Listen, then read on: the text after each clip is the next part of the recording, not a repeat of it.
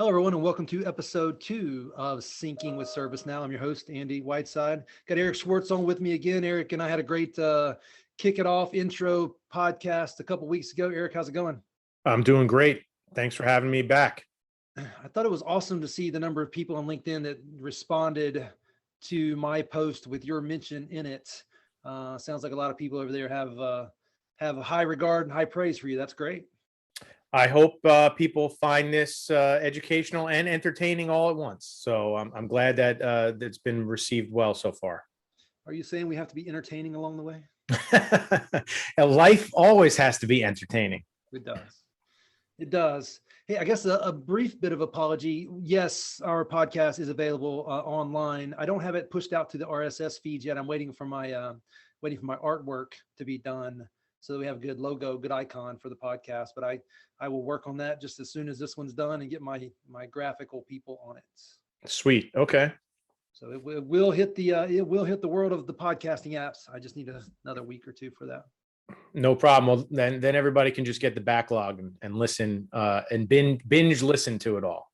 I'm sure people are just dying to do that. No, I do think there's elements of our target audience that we'll need to go back and listen to some of the legacy things, and hopefully they'll find value in that. Well, today's blog is pulling up on the screen, my screen here. The name of it is How Human-Centered Design Yields Better ITSM Experiences. Do me a favor real quick, and this is from April of this year. Do me a quick favor. Explain what ITSM is to folks who may be listening for the first time or may not know what it is. Yeah, sure. So ITSM is IT service management. And while there's a lot to unpack there, there's a lot of history from ServiceNow's perspective rooted in ITSM. Essentially, it's the service and the management of that service within the IT organization of a company and the company at large, right? So it could incorporate something as simple as, hey, I need a laptop. How do I get one? And like all of the necessary tasks and work that needs to be done in order to get it. It could be something as simple as a problem has occurred within our software or hardware infrastructure, and we need to identify what it is and solve it. But it can be as expansive as building a walk-up experience for your IT staff to help support your employees. And then it can also be interconnected with a whole bunch of other things like onboarding an employee or constantly managing your internal processes and then improving them, and many more, making requests, changes within your infrastructure and your organization. It's managing all of those things and putting that to work. And where does a concept like ILTA kick into that? Yeah, so I think you mean ITIL, and but maybe it could be different regions in the country could pronounce it differently. No, ILTA is a legal IT organization. You're right, and I just totally forgot how to say it again. I've been transposing those for years now. Dang, now I can't even say what. Give me the format again. ITIL. Yeah. and I've started reading books in the past on ITIL, and then someone introduced me to ILTA a few months ago, which is again a legal IT association, which I'm sure uses ITIL. It could. There's a lot of acronyms out there in the world of all kinds of things. So for me and from ServiceNow's perspective, ITIL is the formal organization of ITSM, essentially, where it's multiple life cycles and stages of how you deploy, manage service within IT. And it was born in a time when IT was the Wild West, right. And there needed to be a consortium of decisions that people would adhere to in order to provide appropriate processes and whatnot, and be able to have some standardization around that, because IT and technology itself in the enterprise was kind of born and then bred as on demand, right? So there was no rules or regulations around it. And that's what ITIL is. And it's gone through multiple iterations. But what I would also say is that even now, we've kind of gotten to the point where that standard concept and the different processes and structure around it are, a lot of it is almost assumed. And now we've been building on top of it. So while a lot of what ServiceNow does adheres to the ITIL standards and allows you to deploy practices around ITIL and the framework, you can do a lot more that isn't necessarily included in ITIL, simply because the demand has grown beyond what the practice has been able to build on. Is it true that like an ITSM product framework from a ServiceNow would just automatically include ITIL type things that you kind of get just as by proxy of implementing a good ITSM solution? Essentially, yes. I mean, ServiceNow will allow you to adhere to ITIL standards out of the box without a whole lot of thought or planning involved. Yeah. So I don't have to go get the certification. If I implement the proper ITSM solution with the proper consulting help, I'll get some ITIL. I'll get a lot of ITIL practices along the way. In fact, that's absolutely true. And, you know, one of the benefits of ServiceNow in general is the fact that you can deploy a ITSM solution and have it adhere to ITIL standards and best practices without needing to be educated upon it. So, you know, the way that we help you build workflows and the way that the product is organized with incident, problem, and change management, it's all it is all built upon the original ITIL standards. And so if you deploy it, it will adhere to that, and you don't need to be you know, an expert in it. So that's probably a good segue back to the blog, which is, you know, we've got this ITIL standards, which is kind of the framework of products like the ITSM product from ServiceNow.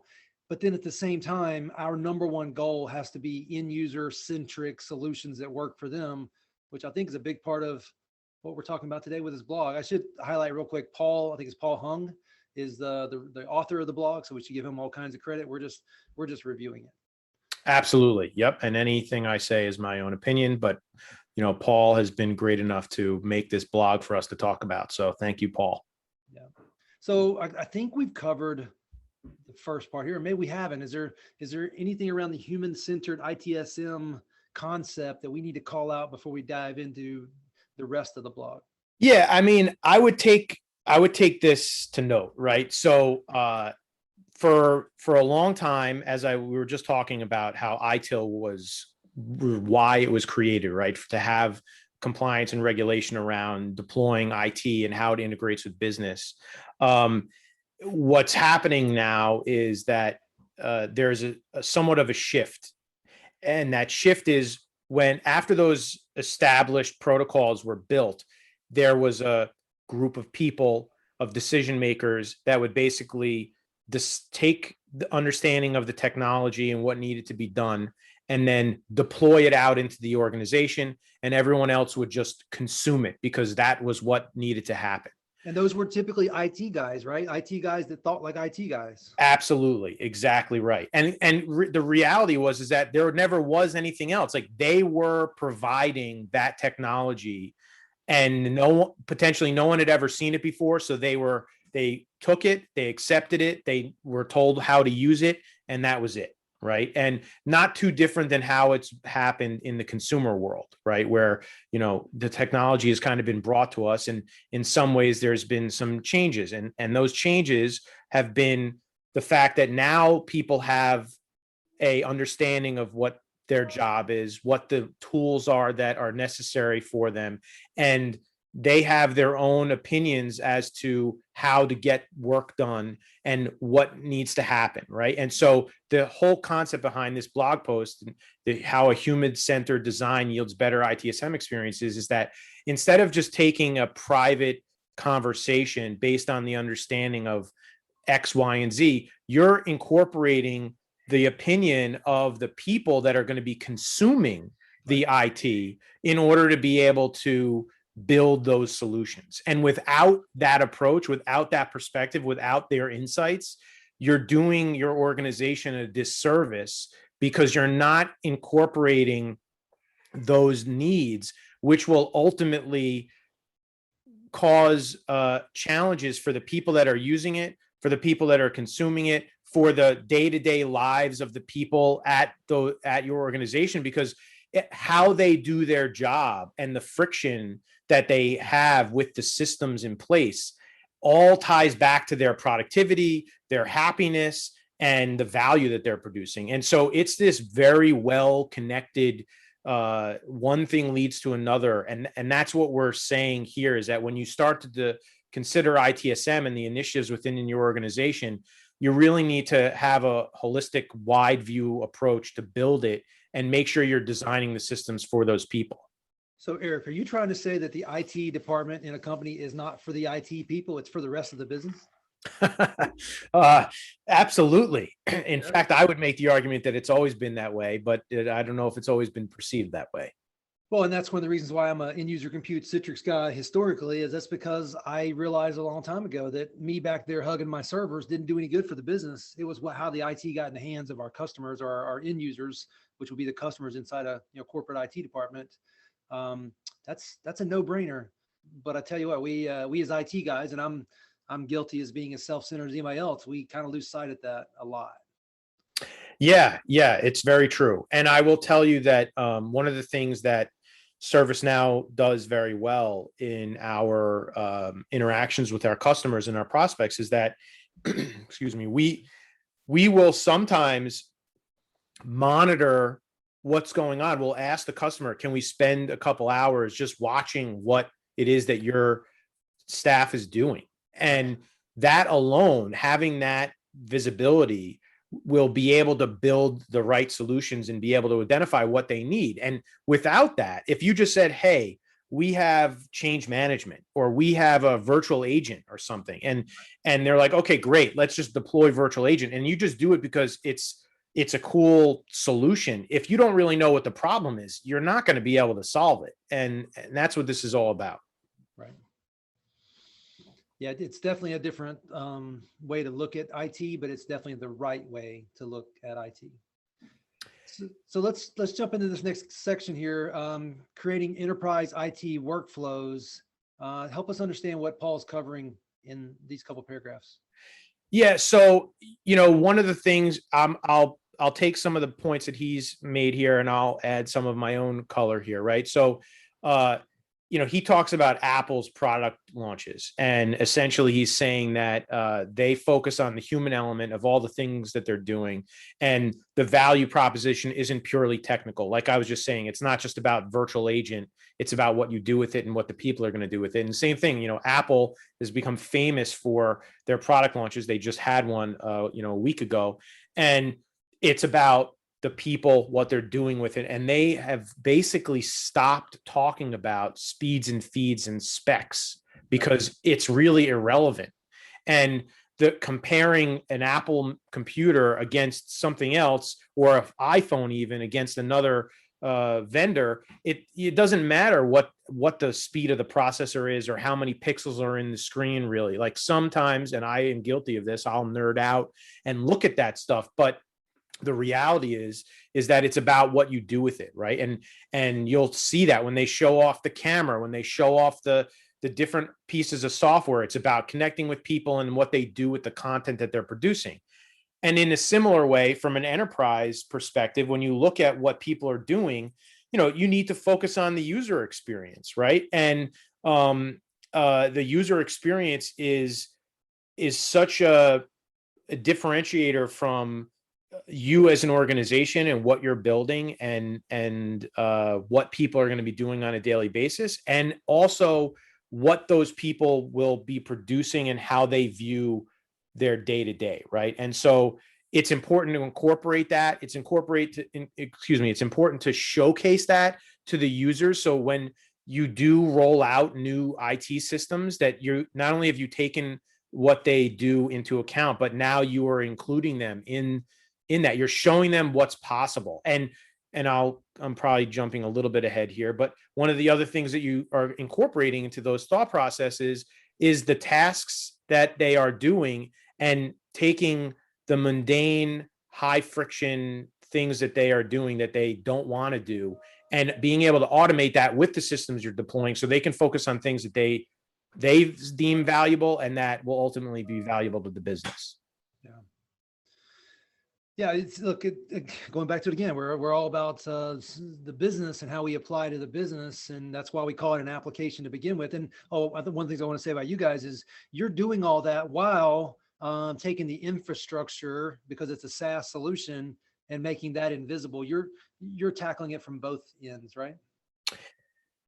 Yeah, absolutely. I mean, we are as much a software as a service as we are a platform as a service, and we're providing that platform to these organizations to build what they need to build those experiences. And you'll hear this tagline all the time with ServiceNow: behind every great experience is a great workflow.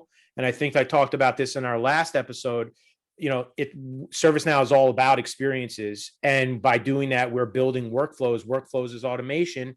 We're automating things that happen in your organization, which ultimately leads to changes within your company and within what the people are doing, right? So we're incorporating all of those aspects. To talk, you guys are doing it by attacking the easy things that are repetitive. You're also attacking some of the things that are hard to do and making those easier, so they're less hard to do, and people are encouraged to get them done and move on and get the rest of their job done. Yeah, absolutely. And one of the things that we do really well is we empower the organization to consumerize the experiences that employees have. And that's what also this article is talking about, and where people in their consumer world interacting with technology have become accustomed to it just works. It's easy. I can order something in a split second and have it arrive at my door 2 days later. I can call a car that is going to take me anywhere without needing to know who I'm calling or who's even driving it or anything like that. And it's not just the initial request, but it's the follow-on experience of being able to track it, look at it later, etc. And so when people come to work, they want to have those same experiences. They don't want an antiquated system to be putting in data and then having to work with it and then, print out something and bring it to somebody at the cube next to them. Like, they want to have a system that's easy to use, that knows what they need to do. And that's what the human-centric approach here is. It's about understanding what the people want, and then enabling the platform to build those experiences for them. Right. And Eric, is it not true that this platform that you've referred to a couple of times extends beyond IT, and you see companies using it to provide that customer experience on the back end of some of the things they're doing that are outside of IT management? That's true, right? Yeah, and so I mentioned this earlier, right? So ITSM is where ServiceNow started. Our great founder, Fred Luddy, basically built ITSM as the first product that we came to market with. And it has greatly expanded and continues to expand every day. And ultimately, I'll give you a great example of why it is expanding. I mentioned onboarding. When you bring an employee on to an organization, the experience that they have with you as a company, both before they start and then immediately following, and all the work that has to be done to get them aboard, is critical. The amount of time that it takes, how easy it is, etc. And so onboarding is a complex process that includes a whole bunch of tasks across multiple groups within an organization, IT, but HR, finance, legal, etc.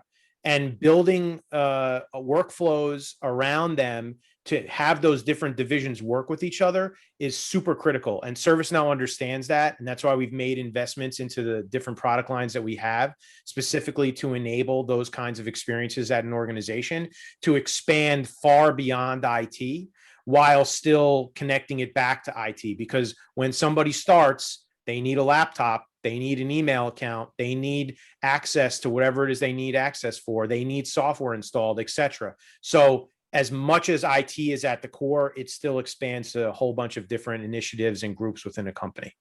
Yeah. Yeah. And those use cases are limitless.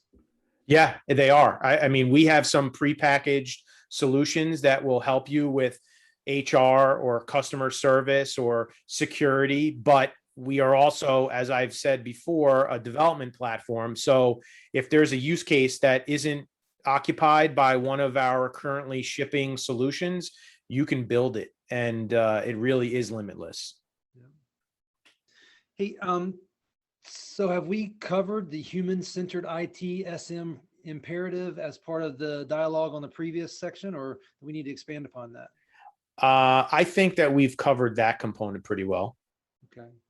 And then the next section of the blog here talks about, how to get started with the human-centered ITSM approach. What's Paul covering here?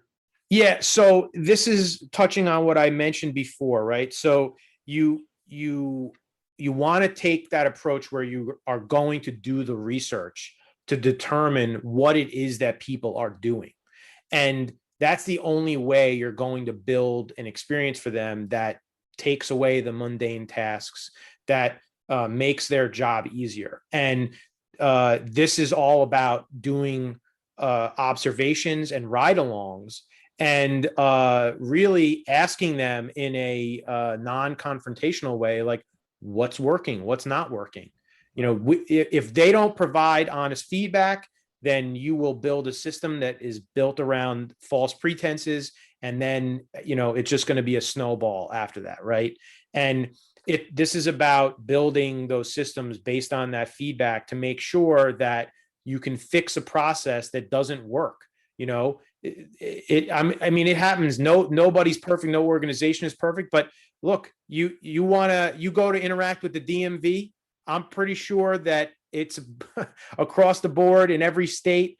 Those interactions are not perfect, and they've come a long way, but there's still a lot that can be done. And that's what it's talking about. It's, let them talk to you as the person who needs to renew their license and ask, how do you want to do it? Right. And that's what this is about.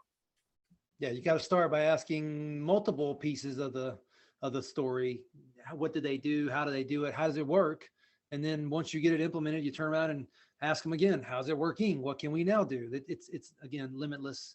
It just creates a constant opportunity to solve problems with technology, and let technology be a driver for solving those problems, not the dictator of what you're going to do. Yeah, absolutely. And ServiceNow also has something, as I mentioned before, called Continual Improvement Manager. And essentially what that allows you to do is you build this system, you build the workflows and experiences, and then you can constantly manage and improve them. So you're always able to take feedback and modify and edit. It's not where in previous generations of business where you had to build a system, build a process, and then it just was that way, and changing it was a Herculean effort. It's not like that anymore. You can deploy something based on information, and then if the business changes, you can change it too. And a perfect example is what happened with the beginning of the pandemic. Right. Thousands of businesses across the land needed to change on a dime to be able to modify how they interacted with both their internal employees and their customers. Right. And having the right investments in the appropriate platform to be able to make a pivot so quickly is the difference between staying in business and not staying in business. I call that the ability to say yes. You're sitting in a business meeting and the technologist in the room already knows that whatever they say, the answer can and should be yes, whatever the business needs. That's right. I mean, the people say the customer is always right. And in this case, the business needs what it needs, and it's the people need what they need, right? If you can't give it to them, they can't do work. Right. So. Yeah. No, I love this. And the idea is you can say yes, but because of the structure that we've talked about in the early part of this conversation, you can say yes, and yes is the right way, not hacking something together on the fly that totally takes all the standards out of play. And next thing you know, you've created a bigger mess for yourself in the long run. Right. And that's going back to ITIL, right? And how the fundamentals of ServiceNow are built on ITIL, and the fact that we make it very easy to be able to analyze and audit what you've done, not just from a workflow standpoint, that you've built a workflow and these people collaborate and this work goes from one group to another, but even in the IT systems, right? So if there's a problem and you discover the problem and then you fix the problem and then something else happens, when you create a ticket, it's going to have all that intercorrelated history, right? We have a database of all of the assets within the organization and the people that they're tied to and where they live and where they are. Not the people, the equipment. I mean, I guess we could track where the people live, but that's not the point. But and being able to go back and audit that and then make changes when your systems change or your demands change, having that information at your fingertips is huge. And we don't do that just for the internal IT staff. We give that to the external employees too. So when somebody says, hey, my email's not working, whether they're interacting on a search in the knowledge base or the virtual agent, or even just calling someone in IT, and then the IT person is opening up a ticket for them, we are constantly producing or procuring the content that we have, like, hey, this has been a problem 400 other times today, or hey, there's already these how-to articles on how to change your avatar on the corporate page. Things like that we're constantly trying to be proactive about, that makes solving all these problems so much easier and I mean, in some ways fun, although somebody might argue that, but it makes it easier to solve them, which makes you more productive, right? The less time you are spending figuring out how to change your email avatar or your password, the more productive you have with the job that you're supposed to be doing. And Eric, the next evolution, human scale design, I think we may have touched on this a little bit, but what does this bring in to the story here? Yeah, so we have touched on it a little bit. I've mentioned virtual agent a few times. This is essentially talking about how the evolution of technology that's available to us as people and businesses would have seemed impossible just a few years ago. It seemed like science fiction, right? And so we have AI and machine learning within the ServiceNow platform that can we have a product that is powered by those capabilities called predictive intelligence that allows you to deflect service tickets before they even happen, right? That's part of what I was saying, where if you start typing something, we're going to start producing suggestions that are related to it.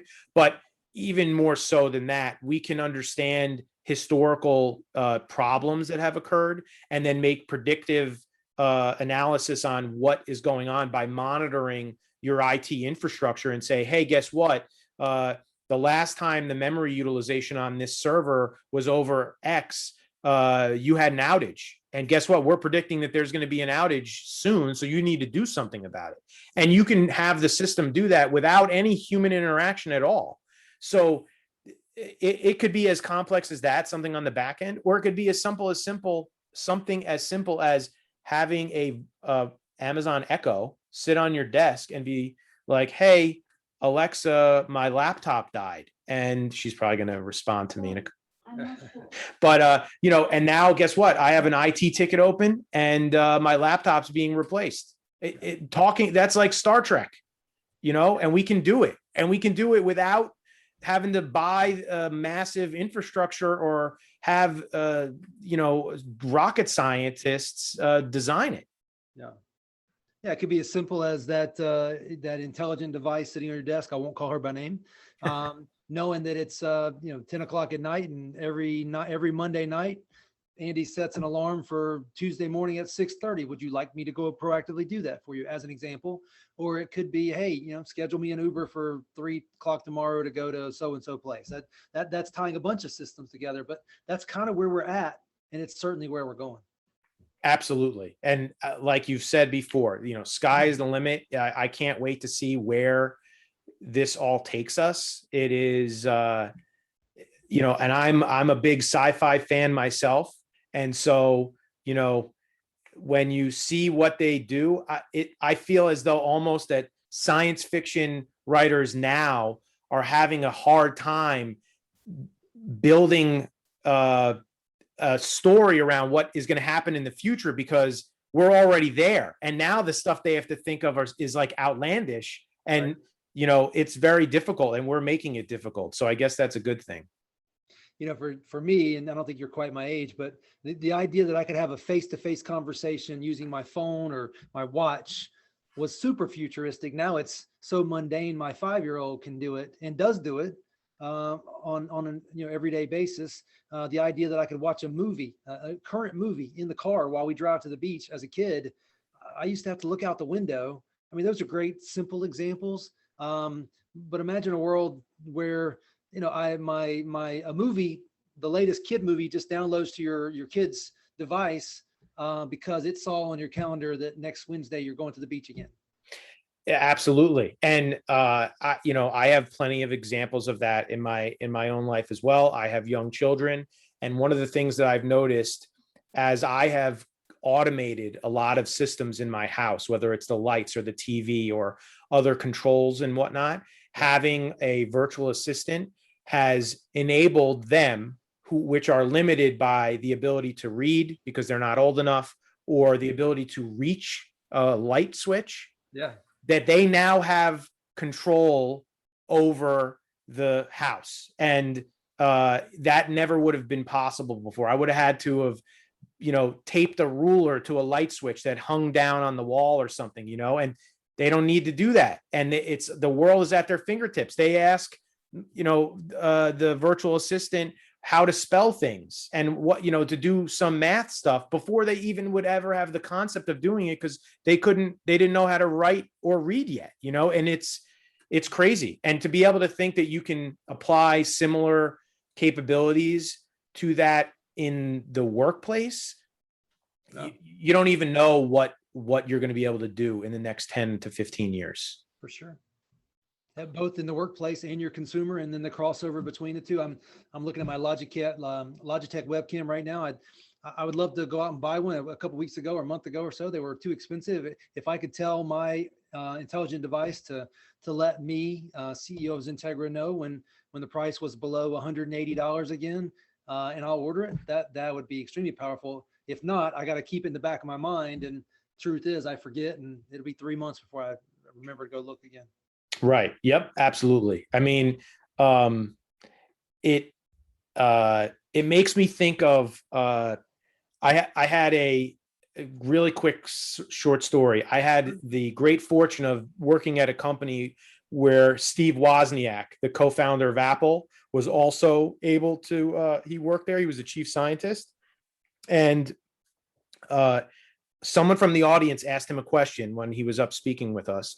And they said, something around the fact that the future of technology and whether or not, and of course, now I'm losing my train of thought about exactly what the question was, but he drew a conclusion about how technology and people are, we're going to be, I'm going to murder this analogy here, but it's like, that we're going to be like dogs are with us, where we do everything for the dog just gets to sit there and have a great life. And that's essentially what technology is going to turn into, where we can sit here and focus on the things that we want to focus on and let technology do the rest for us. Right. And I wish I could elaborate more on that, because I don't remember exactly what it was said, but it was a great analogy. And it's pretty interesting when you think about it. Well, something I would add to that is, I left my house this morning and my garage door opener was working. By the time I was in my second meeting at work, I got a call from my wife. The garage door opener's now broken again. The point there is there will always be problems to solve. We just need to use technology to make the easy ones easier or just done for us. Like feeding my dog tonight. If I could just tell my device to go put food in the bowl, and I can focus on other things that are more important, like fixing the garage door. And then maybe someday that one can be made easier too.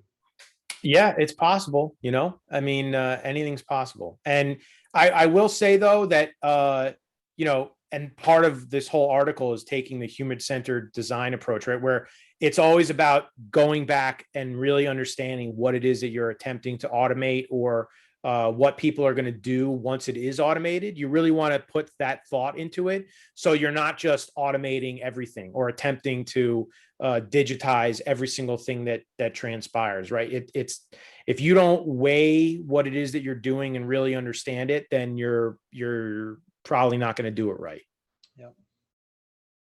Yeah, the human's going to have to figure out what's needing to be done, how does it get solved, but then use the technology to solve it, and then let the technology think about solving beyond what was thought of. Exactly. Yeah. Well, hey, Eric, this is great. I'm glad we got to catch up on this. I'm glad we got to talk about people and how technology is solving challenges for people, and also lining up for the future of what we can do with these technologies. Anything outside of this blog that you'd want to bring up while we have these listeners?